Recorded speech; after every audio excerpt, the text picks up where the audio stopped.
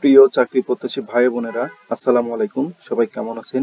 আশা করি আল্লাহর রহমতে অনেক ভালো আছেন, সুস্থ আছেন।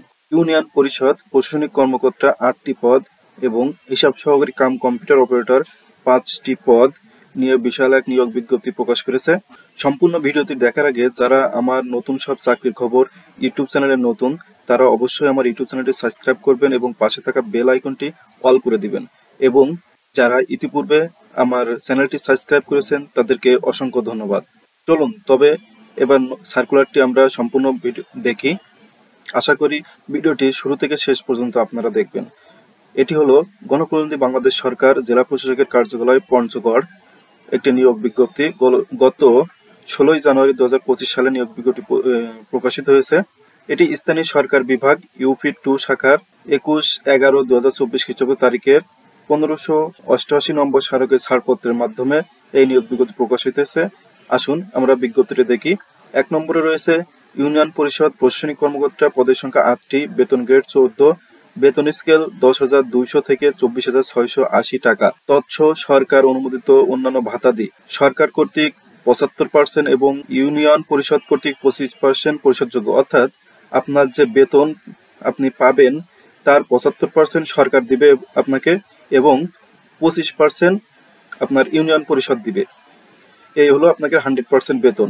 শিক্ষাগত যোগ্যতা থাকবে কোনো স্বীকৃত বিশ্ববিদ্যালয় হইতে ন্যূনতম দ্বিতীয় বিভাগ অথবা সমমানের সিজিপিএতে স্নাতক বা সমমানের ডিগ্রি থাকতে হবে। 2 নম্বরে আছে হিসাব সহকারী কাম কম্পিউটার অপারেটর, পদের সংখ্যা 5টি, বেতন গ্রেড 16, বেতন স্কেল 9,300 থেকে 22,490 টাকা। তৎস সরকার অনুমোদিত অন্যান্য ভাতাদি সরকার কর্তৃক 75% ও ইউনিয়ন পরিষদ কর্তৃক 25% পরিশোধ করবে। অর্থাৎ সেমই একই, সরকার আপনাকে 75% দিবে এবং ইউনিয়ন পরিষদ দিবে 25%। এই হলো আপনার 100% বেতন। কোনো স্বীকৃত বোর্ড হইতে বাণিজ্য বিভাগে ন্যূনতম দ্বিতীয় বিভাগ অথবা সমমানের সিজিপিএতে উচ্চ মাধ্যমিক সার্টিফিকেট বা সমমানের পরীক্ষায় উত্তীর্ণ হতে হবে। কম্পিউটার প্রশিক্ষণ প্রাপ্ত থাকতে হবে। কম্পিউটারে টাইপিং এর গতি প্রতি মিনিটে বাংলায় 20 এবং ইংরেজিতে 20 শব্দ থাকতে হবে। অর্থাৎ আপনি বাণিজ্য বিভাগ ছাড়া এই জায়গায় আবেদন করতে পারবেন না। অবশ্যই আপনাকে বাণিজ্য বিভাগের ছাত্র হতে হবে। আগ্রহী প্রার্থীরা dcpanchakar.teletalk.com.bd এর ওয়েবসাইটে যে আবেদন করতে হবে। আবেদন শুরু হবে 5/2/2025 সকাল 10টায়, অর্থাৎ আবেদন অলরেডি শুরু হয়ে গেছে এবং শেষ হবে 28/2/2025 বিকাল 5টা পর্যন্ত। অর্থাৎ আর বেশি দেরি নেই, আপনারা দ্রুত আবেদন করে নেবেন। আমি শেষের খবরটা আবার বলছি, আবেদন শেষ হবে 28/2/2025 বিকাল 5টা পর্যন্ত। এর ভিতরে আপনারা আবেদনগুলো করে নেবেন। আর আপনাদের টেলিটকের মাধ্যমে টাকা পরিশোধ করতে হবে 100 টাকা প্লাস চার্জ 12 টাকা, সমান 112 টাকা আপনাকে টেলিটকের মাধ্যমে চার্জ পরিশোধ করতে হবে। আসুন এবার আমরা কিভাবে আবেদন করবেন সেটা আমরা দেখিয়ে দিই, কিভাবে আপনারা ওয়েবসাইটে যে আবেদন করবেন। প্রথমে আপনারা গুগলে যে dcpanchakar.teletalk.com.bd এর ওয়েবসাইটে গেলে এরকম একটা পেজ পাবেন, ডিসি অফিস পঞ্চগড়। উপরে দেখবেন সার্কুলার রেখা 2025 সালের 16 জানুয়ারি। এটা ক্লিক করলে আপনারা এই এমন একটা পেজ আসবে। উপরে আছে অ্যাডভার্টাইজমেন্ট, অর্থাৎ আপনি যে সার্কুলারের জন্য অ্যাপ্লিকেশন করবেন এখানে ক্লিক করলে আপনি সম্পূর্ণ সার্কুলারটি দেখতে পারবেন। আর নিচে আছে অ্যাপ্লিকেশন ফর্ম। অ্যাপ্লিকেশন ফর্মে ক্লিক করলে আপনার এরকম দুইটা আসবে। উপরেটা আছে ইউনিয়ন পরিষদ অ্যাডমিনিস্ট্রেটিভ অফিসার এবং দ্বিতীয়টা আছে accounts assistant cum computer operator. আপনি যেটাই আবেদন করতে আগ্রহী সেটাই ক্লিক করলে তারপরে নেক্সট করলে আপনাদের এমন একটি পেজ আসবে। এখানে নো করে নেক্সট করে দিবেন, দিলে এখানে জনপ্রশাসনের একটা ফর্ম চলে আসবে।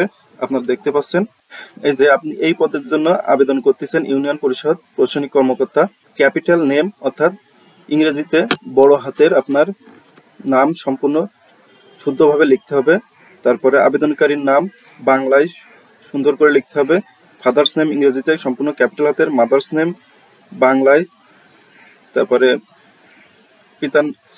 পিতার নাম বাংলায়, মাদার্স নেম ক্যাপিটাল হাতের ইংরেজিতে, মাতার নাম বাংলায় লিখতে হবে। জন্ম তারিখ আপনার এনআইডি কার্ডের সাথে মিল রেখে এখানে পূরণ করে দিবেন। ন্যাশনালিটি বাংলাদেশি দেওয়া আছে। রিলিজন আপনি ইসলাম হলে ইসলাম, হিন্দু হলে হিন্দু, বৌদ্ধ হলে বৌদ্ধ, খ্রিস্টান হলে খ্রিস্টান দিয়ে দিবেন এখানে। তারপরে জেন্ডার আপনি মেয়ে না ছেলে, ছেলে হলে মেল, মেয়ে হলে ফিমেল দিয়ে দিবেন। ন্যাশনাল আইডি কার্ড থাকলে ইয়েস করবেন, না থাকলে নো করবেন। যদি থাকে ইয়েস করে এখানে সম্পূর্ণ আপনার আইডি কার্ডটা নির্ভুলভাবে ফিল আপ করবেন। বার্থ রেজিস্ট্রেশন যদি থাকে ইয়েস দিবেন, না থাকলে দেওয়ার দরকার নেই। যদি ন্যাশনাল আইডি কার্ড থাকে তাহলে আর বার্থ রেজিস্ট্রেশন নো করে দিবেন, আর যদি না থাকে তাহলে ইয়েস করে আপনি এখানে বার্থ রেজিস্ট্রেশনটা দিয়ে দিবেন। পাসপোর্ট না থাকলে নো করে দিবেন।